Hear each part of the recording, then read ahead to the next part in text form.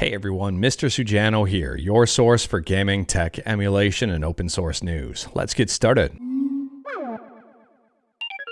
Alright, we'll kick things off talking about 2 Ship to Harkinian, which is a Majoras mask for the N64 source port. Now there is one already for PC, and now there's one for Android. It's called 2 Ship to Harkinian Android port.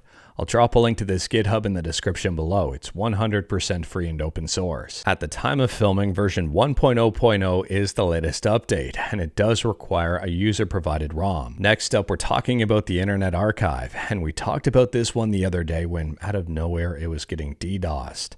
Well, apparently those DDoS attacks have continued. Now, these DDoS attacks have reportedly been ongoing since Sunday, May 26th. And the Internet Archive does have a blog post up about it, and I'll drop a link to it in the description below. It's fairly informative. Now, there's a number of interesting things in this blog post. First and foremost, it appears that no data was lost or compromised as a result of these DDoS attacks. And secondly here, they say, in addition to a wave of recent cyber attacks, the Internet Archive is also being sued by the U.S. Book Publishing and U.S. Recording Industries Associations, which are claiming copyright infringement and demanding combined damages of hundreds of millions of dollars and diminished services from all libraries. What I am not certain about is whether or not these are related. Let me know your thoughts about this in the comments below. Next up, we're talking about something pretty weird in regards to gaming wine. I'm not certain if we've talked about this wine in the past before, or if it was Final Fantasy wine or something. I just remember talking about wine. Anyways, here there is some Nier Automata wine that's about to be released. They say it's aged in an oak barrel while forcing it to listen to the OST. While many of you probably know I enjoy a drink or two from time to time, whether it's a nice glass of beer or a nice glass of whiskey, I am nowhere near a wine expert.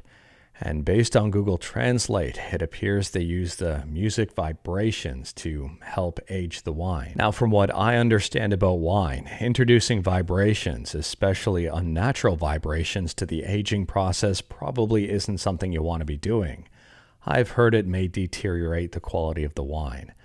Anyways, here is the setup. Let me know your thoughts about this one in the comments below. Anyways, moving on, and next up we're talking about Nintendo Switch emulation with Sudachi, and Sudachi just got a brand new update. Sudachi has been pretty active as of late, and right now they're on version 1.0.2. The big change here allows Animal Well to run. In addition to that, Antique has introduced last playtime stubs as well as total time played. For those who may not be aware, Sudachi is a fork of YUZU. It's available for PC and Android, and I'll drop a link to the GitHub in the description below. It's 100% free and open source. Next up, we're talking about Lego and Nintendo, and images of this set have been circling around the internet for months now. It leaked a long while back.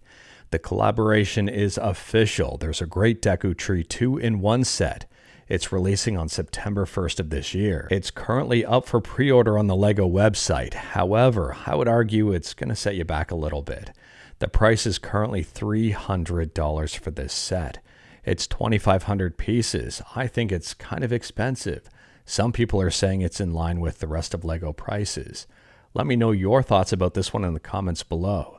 Would you rather buy a Nintendo Switch for this price or the Lego set? But moving on from that, and next up we're talking about Game Boy emulation with SAMEBOY, and we talked about SAMEBOY the other day when it arrived on the App Store. However, I did not give this thing enough justice. I said it wasn't free on the App Store because there are things in it that aren't free. I said it wasn't open source, and I made a misstatement. SAMEBOY is 100% free and open source.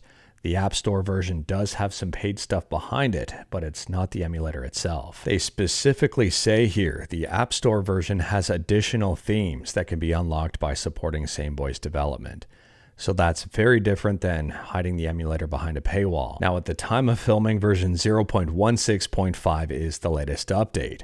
On the App Store, it does require iOS 13 or higher. If you're sideloading this on a jailbroken iOS device, it still works on iOS 11 and 12. And on top of all of that, there's a whole bunch of bug fixes. Now, to be clear again, SAMEBOY is 100% free and open source, except for the small portion on the App Store that locks themes behind a paywall. Let me know your thoughts about SAMEBOY in the comments below, and I'll drop a link to this GitHub in the description below. Next up, we're quickly talking about Amazon Games, and check out this headline. Amazon Games signs publishing deal with Maverick Games for new narrative-led open-world driving game. For those who may be unaware, Maverick Games contains developers from Forza Horizon, so this open-world driving game is going to be a AAA multi-platform title. It's going to come out for the PC, PS5, and Xbox Series X and S. No mention of the Switch. I'm very curious to see what happens here. Moving on, and we're talking about It Takes Two, and It Takes Two just had a big announcement on Steam that I think a lot of people are going to be excited about. It is now deck verified, and the EA launcher is no longer required. I'll drop a link to the announcement in the description below, and feel free to check it out. They do say an EA account is still required to connect to EA servers for online play. This game was released back in 2021. It's got a whole ton of reviews, and overall it's reviewed as very positive. If you've played It Takes Two, let me know your thoughts about it in the comments below. Next up, if you're a fan of Terraria and you're a fan of board games, you're going to like this announcement. I'll drop a link to the YouTube video and the Kickstarter in the description below, and feel free to check them out. Terraria has just announced it's developing a board game. So the crazy part about this is that the developers were initially looking for about $25,000, or just over that amount. There's currently 22 days to go, and they've already raised $826,177. They've absolutely crushed their goal. I mean, this campaign has been so successful, they've crushed almost every single one of their stretch goals. They've crushed every one, all except one.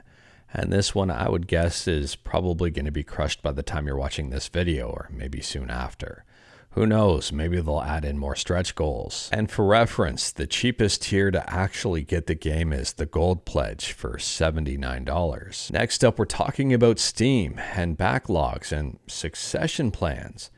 And one of the big questions asked recently was, what happens with your backlog after you die? And Steam's response at a high level here was basically it dies with you. You cannot give it to anyone else. So here's the question that was asked to Steam. I don't plan on dying anytime soon, but when I do, could ownership of my Steam account be transferred via a will? And Steam says, unfortunately, Steam accounts and games are non-transferable. Steam support can't provide someone else with access to the account or merge its contents with another account. Now, Ars Technica hits on a possible loophole that was one of the first things that popped into my mind.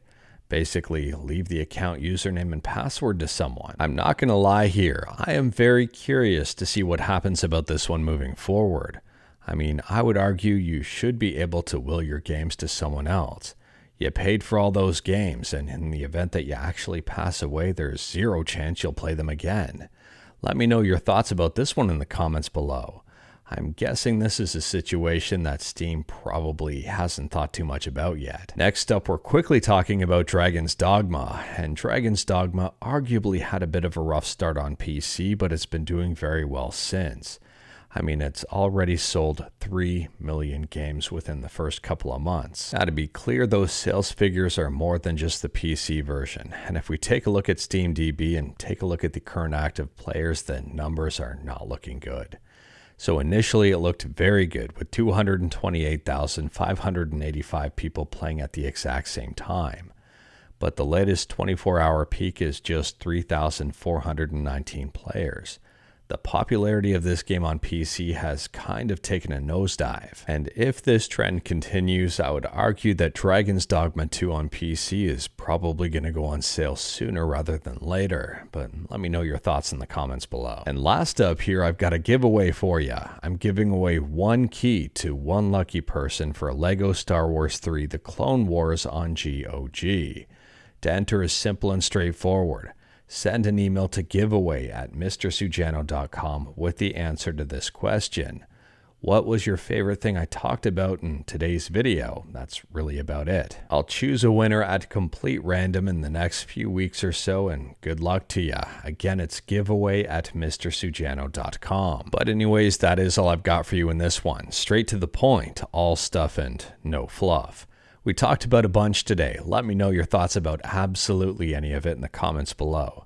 If you like this video, leave a like. If you didn't like this video, leave a like. Hit that subscribe button. Check out my other videos. Don't tempt fate. Save your state.